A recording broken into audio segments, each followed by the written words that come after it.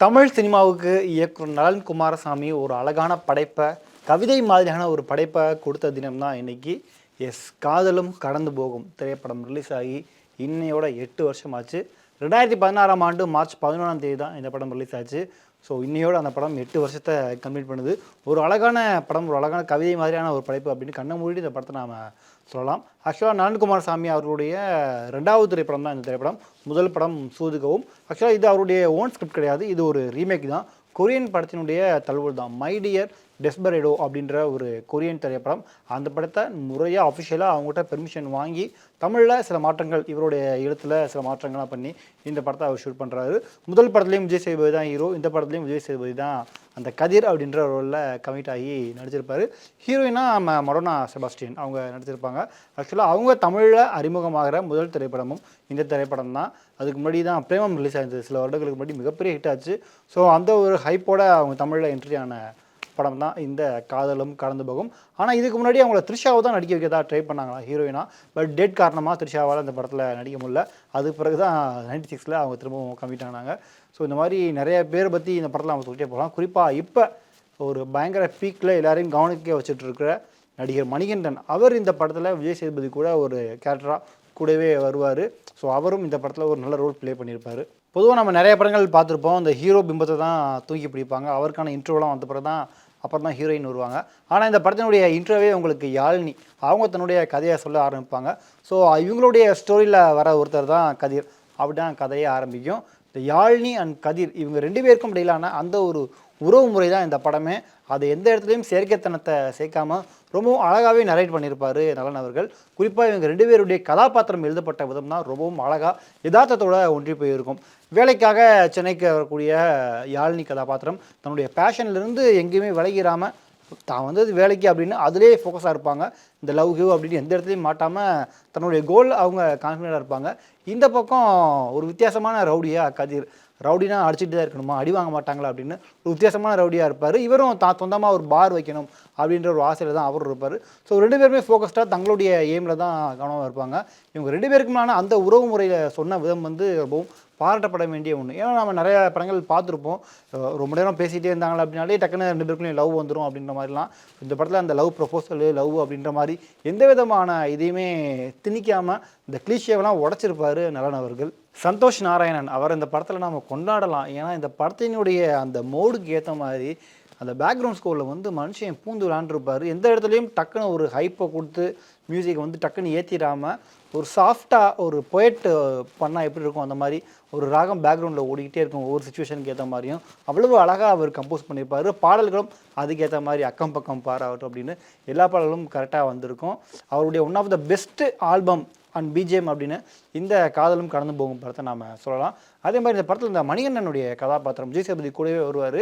கிட்டத்தட்ட விஜய் சேதுபதி அந்த கதிர் கதாபாத்திரம் எப்படி ரவுடியா மாதிரி இப்படி நிறைய விஷயங்கள் பண்ணிட்டு இருக்காரோ அது மாதிரி அந்த கேரக்டரும், அதாவது மணிகண்டனும் ஆயிடக்கூடாது அப்படின்னு விஜய் சேதுபதி அவரை அடித்து பற்றி விடுவார் ஒரு சீனில். அதெல்லாம் பார்க்கும்போது ஓகே, தன்னை மாதிரி ஆயிடக்கூடாது அப்படின்ட்டு இவர் நினச்சிருப்பார் அப்படின்லாம் காட்சிப்படுத்தியிருப்பாங்க. குறிப்பாக மடோனாக்காக இன்டர்வியூ போய் இவர் அட்டன் பண்ணி ஒரு சம்பவம் பண்ணுவார். அந்த சீனில் இவரை பற்றி கேட்கும்போது அதை நீங்கள் தான் சொல்லணும்னு கேட்கும்போது அந்த இடத்துல ஒரு முதலாளிகள், அதாவது தான் எதிரில் உட்காந்துருக்கவங்க நீங்கள் தான் டிசைட் பண்ணுறீங்க யார் அவர் அப்படின்ற ஒரு டோனை கொண்டு வந்திருப்பாங்க. அது கரெக்டாக கூட இருக்கும். அதுக்கடுத்து வரக்கூடிய மடோனாவும் இன்டர்வியூ அட்டன் பண்ணும்போது அது நீங்கள் தான் சொல்லணும் அப்படின்னு சொல்லும்போது அந்த காட்சி ஈஸியாக ஆடியன்ஸோட கனெக்ட் ஆகிருக்கும். இந்த மாதிரி நிறைய விஷயங்களை இந்த படத்தில் அங்கங்கே பேசிகிட்டே போவாங்க. குறிப்பாக வேலை தேடி ஒரு சிட்டிக்கு, விழுப்புரத்துலேருந்து சென்னைக்கு வரக்கூடிய ஒரு பெண்ணு, முதலாளித்துவம், பெண்களுக்கு எதிரான கூடிய பிரச்சனைகள் அப்படின்னு நிறைய விஷயங்கள் எப்படி அவங்க ஃபேஸ் பண்ணுறாங்க அப்படிங்கிறது போகிற போக்கில் நலன் வந்து அழகாக காட்சிப்படுத்திட்டு போயிருப்பார். குறிப்பாக எந்த விதமான செயற்கைத்தனமும் இல்லாமல் அதை அழகாக காட்சிப்படுத்தியிருப்பார். ஸோ இந்த படத்தில் ஒரு தாத்தா கேரக்டர் காட்டுவாங்க, அதாவது கீ வீட்டில் இருப்பார். ஸோ அவங்க யாழினிக்கும் தாத்தாவுக்கும் ஃபஸ்ட்டு ஷாட் வந்து யாருமா நீ அமைதியாக இருக்கணுமா, சத்தம்லாம் போடக்கூடாது அப்படின்ற மாதிரி அவர் சத்தமான டோனில் தான் பேசியிருப்பார். இவங்க ஒரு ரியாக்ஷன் காமிச்சிருப்பாங்க. படத்துடைய கிளைமேக்ஸ்க்கு முன்னாடியும் அந்த தாத்தா ஏமா இங்கே இருந்துக்கிட்டு இருக்க, பனியாக இருக்குல்ல உள்ளே போமா அப்படின்னு அதே அதட்டல் டோனில் தான் சொல்லுவார். அப்போ அவங்க சிரிச்சுக்கிட்டே சொல்லுவாங்க. ஸோ ஒரு வாழ்க்கை தான், ஒரு மனிதர்கள்லாம் இப்படி தான் இருப்பாங்க, அவங்களுடைய குரல் வேணால் ஒரு மாதிரி இருக்கலாம், பட் அவங்களுடைய நம்ம மேலே கேர் வந்து எப்படிப்பட்டது அப்படிங்கிறத அந்த தாத்தா மூலமாக ரொம்ப அழகாகவே கன்வே பண்ணியிருப்பாங்க. குறிப்பாக அந்த மாதிரி நம்ம நிறையா படங்கள் பார்த்துருக்கோம் தமிழ் சினிமாவில். அதாவது ஹீரோ ஹீரோயின் 2 பேருக்கும் முட்டிக்குவாங்க, மோதிக்குவாங்க, கடைசியில் ஒரு கடத்தை அது லவ்வாக மாறிடும் அப்படின்ற மாதிரி நம்ம பார்த்துருப்போம்.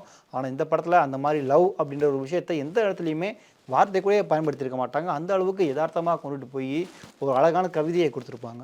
படத்தில் ரொம்பவும் எதார்த்தமாக ஈஸியாக கனெக்ட் ஆகிக்கிற மாதிரி நிறைய சுவாரஸ்யமான காட்சி அமைப்புகள் இருக்கும். ஒரு காட்சிகள் பற்றியும் நம்ம தனித்தனியாக வீடியோவே பேசலாம் போல். அவ்வளோ டீட்டெயிலோட ஒரு சீன்ஸுமே நலன் வந்து ரைட் பண்ணியிருப்பார்.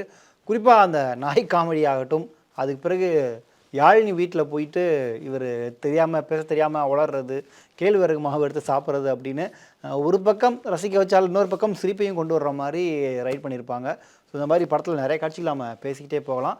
குறிப்பாக படத்தினுடைய கிளைமேக்ஸ், ஸோ இதுதான் அந்த படத்துக்கான ஒரு பெஸ்ட்டு மொமெண்ட்டு. அது எப்படின்னா ஒரு ஃபீல் குட் மூவி, ஒரு நல்ல மூவி ஆரம்பத்துலேருந்து எண்டு வரை பார்த்து கிளைமேக்ஸில் நம்ம உணர்ச்சி பூர்வமாக வாவ் இதான் என் படம் அப்படின்னு நம்ம ஃபீல் பண்ணுற மாதிரி ஒரு அழகான எண்டை கொடுத்துருப்பாரு. எல்லாருடைய வாழ்க்கையிலையும் எதிர்பார்ப்பாங்க இந்த மாதிரி ஒரு எண்டிங் நம்ம வாழ்க்கையில் இருந்தால் நம்மளுடைய ஃபேவரட் பர்சன் ஒருத்தங்களை திரும்பவும் பல வருடங்களுக்கு பிறகு இந்த மாதிரி நம்மளால் முடிஞ்ச அளவுக்கு அவங்களுக்கு ஹாப்பினஸை கொடுத்து ஒரு சந்தோஷத்தோடு இருக்கிற மாதிரி ஒரு எண்டிங்கை முடித்தா எப்படி இருக்கும் அப்படிங்கிற மாதிரி இந்த கிளைமேக்ஸ் தான் இப்போ வர பலருக்கும் ஒரு ஃபேவரட்டான கிளைமேக்ஸாக இருக்கும் அப்படிங்கிறத எந்த விதமான மாற்று கருத்தும் கிடையாது. குறிப்பாக இந்த விஜய் சேதுபதியோட கதிர் கதாபாத்திரம், மடோனாவுடைய யாழினி கதாபாத்திரம், இந்த 2 பேருடைய நடிப்புக்காகவுமே இவங்க பல பாராட்டுகளை வாங்கினாங்க. அப்படி ஒரு யதார்த்தமாக இவங்களுடைய பெர்ஃபார்மன்ஸ் அமைஞ்சது இந்த படத்துக்கு ஒரு மிகப்பெரிய பலம். குறிப்பாக நம்ம ஒரு சீன் சொல்லணும் அப்படின்னா, அந்த குனிந்து செல்லவும் அப்படின்ட்டு அந்த வீட்டுக்கு கீழே எழுதியிருக்கோம். விஜய் சேதுபதி மடம் 2 பேரும் குனிஞ்சு தான் போயிட்டுருப்பாங்க. பட் ஒரு கட்டத்தில் இவர் கொடை வாங்கி கொடுத்துருப்பாரு. கொடை வாங்கி கொடுத்ததுக்கு பிறகு அப்போ தான் ஃபஸ்ட் டைம் இடிப்பார். ஸோ அப்போ தான் இவங்க 2 பேருக்குள்ளேயும் ஒரு அன்பு உருவாகிருச்சு அப்படின்றத சொல்லாமல் சொல்லியிருப்பார் நலன் அவர்கள். இந்த மாதிரி இந்த படத்தில் நம்ம நிறைய சீன்ஸ் பற்றி பேசிக்கிட்டே போகலாம். ஸோ படம் ரிலீஸ் ஆகி இன்னையோட 8 வருஷம் ஆச்சு. இப்போவும் பார்க்குற பலரும் இந்த படத்தை வாவ் அப்போ நம்ம தேட்டரில் மிஸ் பண்ணிட்டோமே, இப்படி ஒரு அழகான ஃபீல் குட் மூவி தமிழில் கொடுத்துருக்காங்களா அப்படின்னு ரொம்பவும் ஷாக் ஆகி பார்த்துட்டு இருக்காங்க. இந்த படம் ஓடிடிலையும் இருக்குது, யூடியூப்லேயும் இருக்குது. பார்க்காதவங்க பாருங்கள். உங்களுடைய ஃபேவரட்டான 10 படங்களுடைய பட்டியலில் கண்டிப்பாக இந்த படமும் இடம்பெறும். கொஞ்சம் படம் ஸ்லோவாக போனாலும் அது ஒரு அழகான கவிதையான இந்த படத்தை நீங்கள் பார்க்கலாம். ஸோ இந்த படத்தை ஃபஸ்ட் டைம் நீங்கள் பார்க்கும்போது எங்கே எப்போ எந்த தேட்டரில் பார்த்தீங்க, இந்த படத்தை ஃபஸ்ட் டைம் பார்க்கும்போது உங்களுக்கு என்ன மாதிரியான அனுபவத்தை கொடுத்துச்சு அப்படிங்கிறத மறக்காமல் கீழே கமெண்ட் பண்ணுங்கள். குறிப்பாக படத்தில் உங்களுடைய ஃபேவரட்டான சீனை பற்றியும் கீழே சொல்லுங்கள்.